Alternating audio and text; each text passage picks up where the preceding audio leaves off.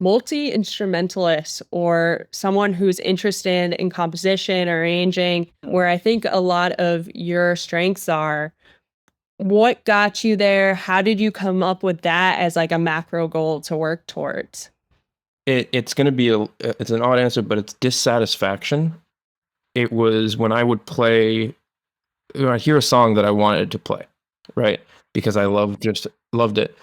I would play it on the piano and be like, oh, something's missing here. And I would just be singing, something's missing here. And it's like, oh, it's because this song is really relying on the bass line or the drum part. And so when I hear that and I hear the lack of it in just me playing on the piano, I'm like, okay, well now I want to learn not maybe how to play it, but how it works, how each instrument lends itself to the song. It really is just this doesn't feel right. I want to learn why it doesn't feel right and how I can make it feel right. Yeah, I really like that. And I had a similar experience where I just really like to be nerdy about how things work. And I think that's sort of where my love of arranging and compositional work comes from. Because once you figure out how things work, you can be like, oh, this is how I would put it back together. Yeah. So that's where my love for that came from.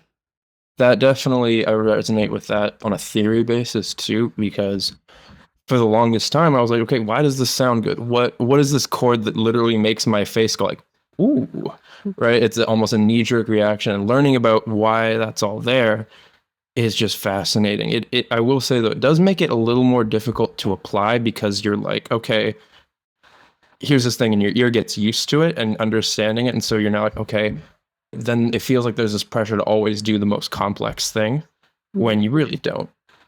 Going back to basics, understanding why those basics sound great, even though they're like not crazy theory things, it's an important thing to return to. Yeah.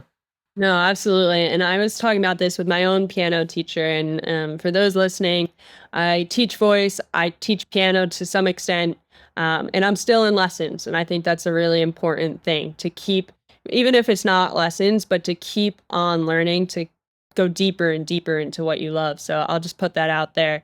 But we talk about a lot how you reach this point, like you're quote intermediate or advanced, and you sort of go back to what you didn't want to work on in the fundamental beginning parts. Like you're in such a rush to learn everything, and you do, and you get there, and then you're like, wait, but this would be so much easier if I went back to basics and like worked on my rhythm, worked on, sight reading, sight singing.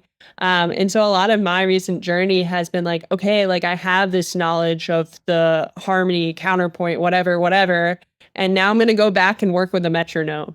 Yeah, I'm at that space too. I never wanted to work on rhythm, and then I started, loving music that was really rhythm heavy, lots of R&B, gospel stuff, and every time I try playing with a metronome, I feel like I'm I'm five again at my first lesson, and my teacher just being like, okay, no, we're gonna try again. We're gonna try again. It's okay.